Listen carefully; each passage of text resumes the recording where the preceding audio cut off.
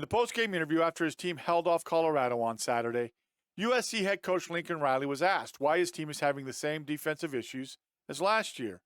His response was pretty interesting as it really gave an insight of what his thoughts are with regards to it.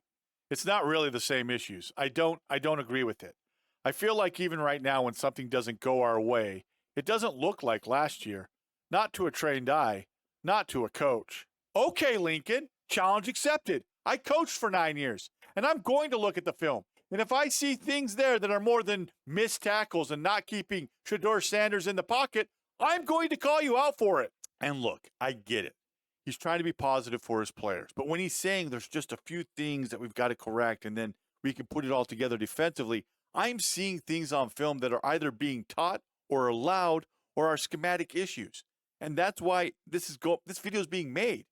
It's the 5th game of the season, and I feel like I'm watching a rerun of the previous year. And I can already tell you, watching the game live and then going back and looking at the game again on repeat, there's more than just what Lincoln Riley said in that post-game interview that was affecting the defense. Let's just get to the film. I just can't believe that he tried to claim, because I'm a coach, you guys just don't see what's going on. All right, so here we go. Second play of the second drive for Colorado against USC. Shedeur Sanders just scrambled for a first down.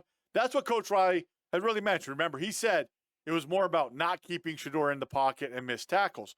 But I'm going to show you something that is already being seen by the Colorado coaches this early in the game that they start going to and start using against USC. What we're going to get is this is going to be a run, okay? It's going to be an inside zone, okay, right here with a motion across, all right? What I want you to see is I want you to pay attention to this defender and this defender, okay? The defender that I'm pointing with the arrow, at the snap, he's going to try and get down into this gap. Attack the gap. Problem is, the left tackle is just going to attack him and wash him down the line. That leaves the tight end for Colorado to climb up to this backer and hit him and knock him out of the way. Okay? Now, the gain is only 4 yards, but what I want you to pay attention to as well is this guy right here, the one that I'm using the blue arrow on. I want you to watch his shoulders as the play goes, and I want you to see what I'm seeing. So let's go ahead, run the play, and what I'm going to point out right now is, look, that defender that's coming across the face of the left tackle, he's already washed down. There is a hole right here, right? Let's use red to describe it. We got a hole right here in the defense because that defender has decided, I'm just going to go right down the line, okay? He's taken himself out of the play. Now we're going to get the tight end climbing up again to that backer. He's going to block him. There's nothing to keep him from being able to just get a free run at that backer, okay?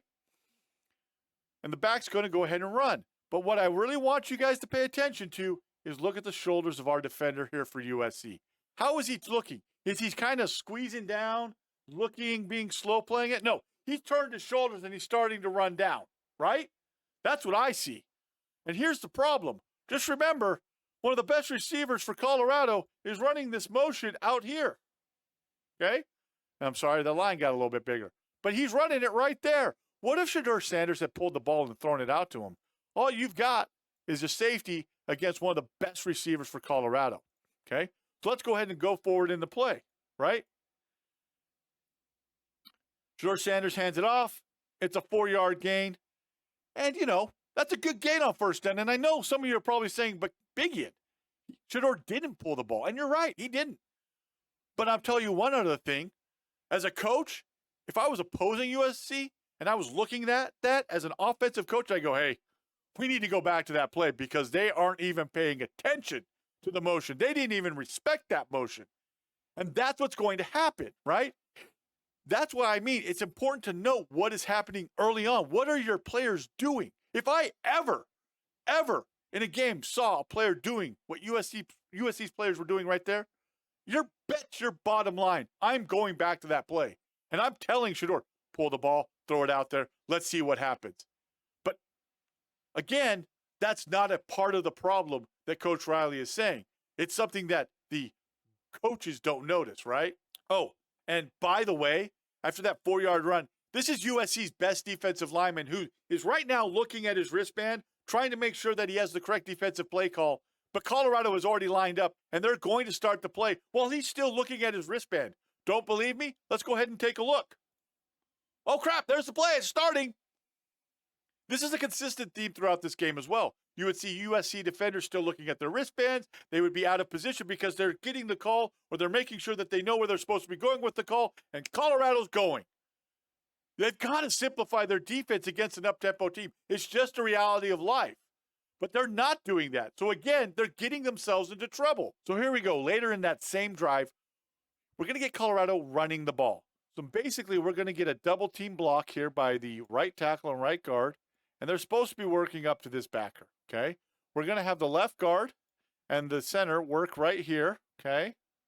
Up to this backer. Left tackle is going to have his man right here on his own. Tight end's going to come across, right? And the back, he's going to start on Shador's right, and he's going to come down and attack, but then he's going to bounce and come in the hole and break out, okay? What I want you to watch is I want you to watch the two linebackers for USC, this linebacker and this linebacker, okay? I want you to watch where they go as this play happens because they basically take themselves out of the play, allowing this to be a big game. So I'm going to go ahead and run the play forward, okay? So we've basically got 6v6, great box for any running team, right? 6 blockers for 6 defenders, 2 high safeties. Like this is a offensive line coach's dream, guys. Okay, so the ball's going to be snapped, okay? And here we go. I want you to watch the footwork of the two linebackers. Remember, I just highlighted them. Which way are they going? It's almost as though they're following the track of the sniffer, the tight end, as he's coming over here. And they're like, oh, they're running that way because he's leading that way, right? And you have some coaches that have said, oh, just follow the sniffer. Well, the sniffer's taking them to the wrong spot. So let's go ahead and watch the play. Now, because both backers have gone to their left. Remember, our backer here up top, he's supposed to have this gap right here. He's supposed to be in this hole right here, and I'm going to highlight it with red. Here's the hole that he's supposed to be filling. Here's the hole that he's supposed to be holding up against, okay? The other backer has taken himself completely out of the play. He's running around. He's not even going to get in on the play. And the running back for Colorado, he's just going to hit up the hole and be gone. And he's going to get himself into field goal range. Now, I know they missed the field goal on this drive, but just watch. This is something that should be concerning, right? Comes inside, gets picked up by the backer. He made the double team block for the left guard by going the wrong way, by stepping inside. And there's the hole through and then down. So let's go back. Let's take a look at it pre-snap as I'm talking about it. Right? As you can see, we have a nose right here. He's head up. So our linebacker's got to have this gap. That's his gap. He's got to control. And if he controls his gap, they almost still make the tackle to keep it from being a big gain. But again, the problem is our backer comes inside, and then as he tries to jump back outside, the left guard is like, thank you very much for coming inside. I worked my double team. Now I can just climb to you, seal you, and the back's off to the races. And this is a part of the problem that I talk about. Getting themselves out of position, not playing gap sound football. I'm not seeing it out of USC's defense. And against better teams, that's why they struggle. That's why they have issues. It's not just tackling, folks. You've got to be gap sound. And yes, Colorado does not make the field goal on this drive. They miss it. But already you're starting to see cracks. And just a reminder, by the way, USC's defense is still fresh at this point in the game. As you get more tired, your gap soundness, controlling gaps, being where you're supposed to be, becomes worse. And as the game goes along, that's what starts to happen more and more. So here we go. We're going to go to the play where Shador scored just before the half. And just a reminder, it was 34-7 at one point in this game. It was 21-0. Like, you thought the route was on against Colorado, but I'm watching this play, and I really don't know what it is that USC is trying to do. Okay, they're only going to rush these three defenders. They're the only ones that rush. We basically have man coverage out here, man coverage right here. He's going to step and then drop, and he's going to look, and then he's going to try and drop underneath the number one receiver out here. We've got the motion. He's going to follow his receiver that's going in motion. Backer's going to start shifting over because of the motion. And then because the back goes out, he's going to go out. He's got his guy. And then the safety's going to run down right here. And this is the wildest thing I've ever seen because then they're going to rotate. It's almost like he's going to rotate back. And then we're going to have a route right here come out. And he's going to get picked up by this guy right here. At a certain point, you're going to have 4 USC defenders around 2 Colorado players. I don't know what they're trying to do in this particular play. That's more than just a problem. It's almost like there's a miscommunication on what they're supposed to be doing, okay? Because just a reminder as well, what we've got is we've got the back going out right here, okay? And then in motion coming out here like this.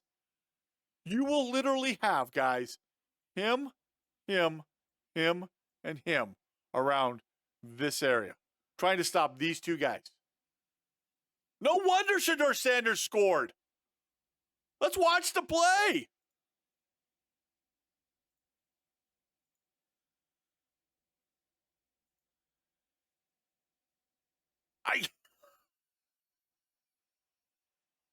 This is why I'm confused. You have 3 rushers.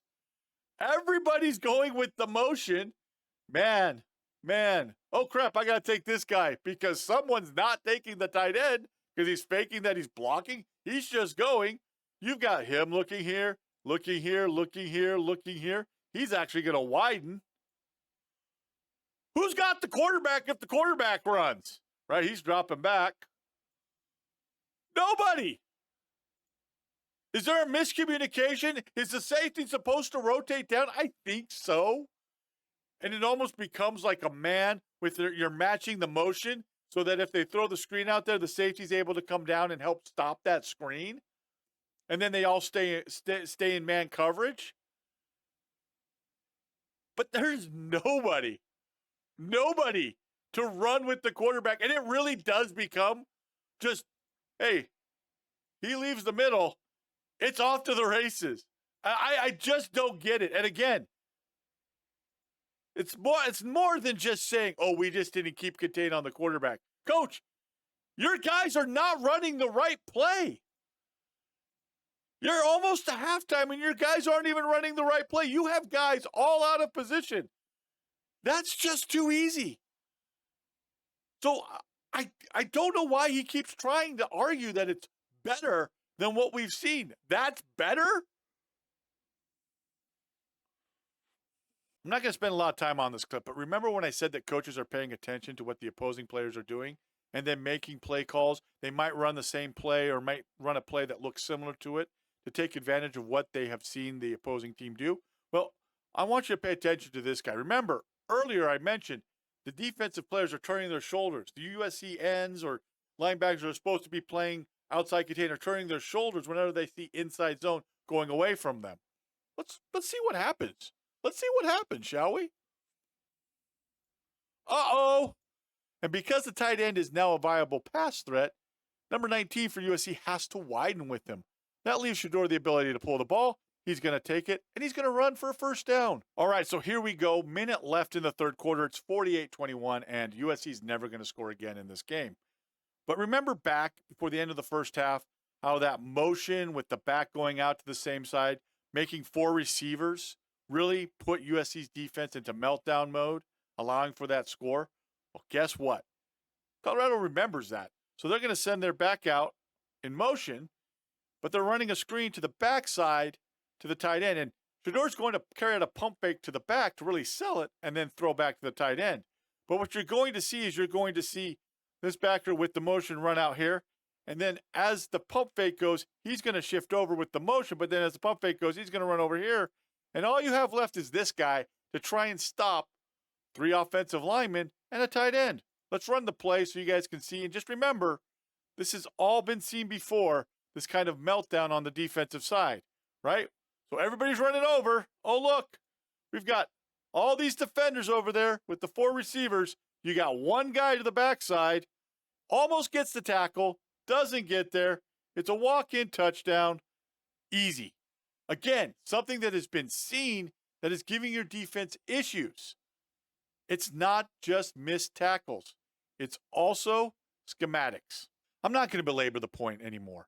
Hopefully I've shown that there were just a couple things in the film that I saw early on that helped Colorado mount that comeback. And they came dang close to winning. And really, if not for a blocked punt or even that interception, and I'll crave it more the blocked punt, it might have been a tied ball game at the end of regulation.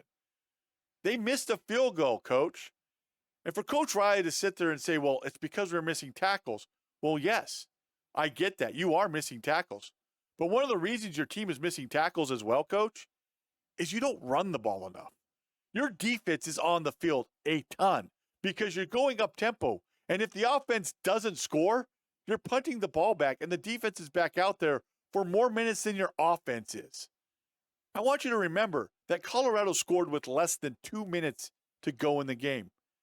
Those are 2 minutes that if Coach Riley in the last 2 drives that the USC offense had just run the ball, the game would have been over. Coach Riley is so worried about getting the passing stats, it seems, that he's hurting his defense. And I think this is where my anger comes from, is because I like watching what Coach Riley's doing. I enjoy studying his offense. But I've been frustrated by the fact that his teams consistently seem to have a defense that just can't get it done. And Coach Riley really needs to have a sit-down and self-thought process. He needs to really think what it is that he wants.